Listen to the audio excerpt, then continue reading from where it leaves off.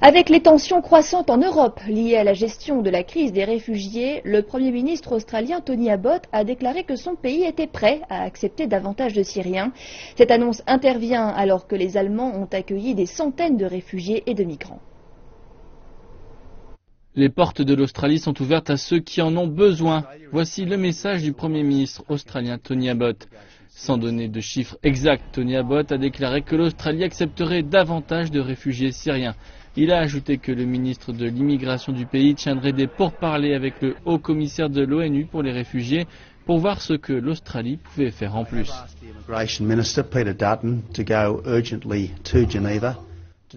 J'ai demandé au ministre de l'immigration, Peter Dutton, d'aller d'urgence à Genève pour parler au haut commissaire de l'ONU pour les réfugiés, pour savoir ce que l'Australie peut faire en plus afin d'aider la crise de l'immigration due aux problèmes au Moyen-Orient.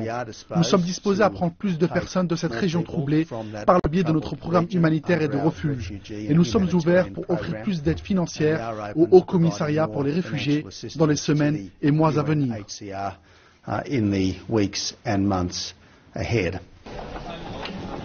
L'annonce d'Abbott arrive après une nouvelle journée mouvementée en Europe. Des centaines de migrants et de réfugiés sont arrivés dans les villes allemandes et ont été accueillis par des bénévoles. Les acclamations et les applaudissements ont marqué la fin d'un long et dangereux voyage.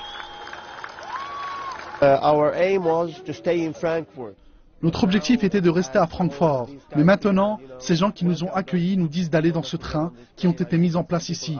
Je pense qu'ils nous emmènent à un endroit près d'ici. Je ne sais pas où exactement, mais ils ont dit que c'était pour nous et pour les gens comme nous. Tandis que des centaines de personnes ont terminé leur voyage, des milliers d'autres luttent encore pour atteindre leur destination. Certaines viennent juste de commencer leur quête d'une nouvelle vie en Europe. Des groupes de personnes près de la frontière entre la Hongrie et la Serbie ont été escortés par la police vers un nouveau camp de transit où ils seront enregistrés. Un autre groupe de plusieurs centaines de migrants a décidé de ne plus attendre les bus et de marcher vers la station Keleti à Budapest pour essayer d'arriver en Autriche.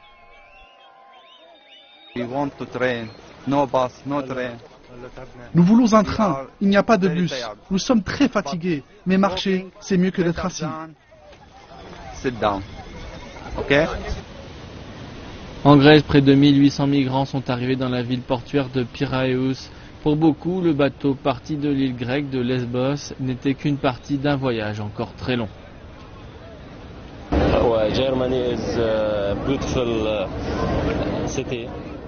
L'Allemagne est un beau pays et il prend soin des gens venant de Syrie et le futur en Allemagne est bon.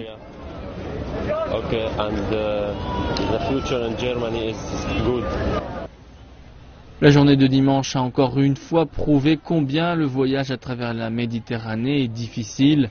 Plus de 100 réfugiés syriens ont été secourus au large de Chypre.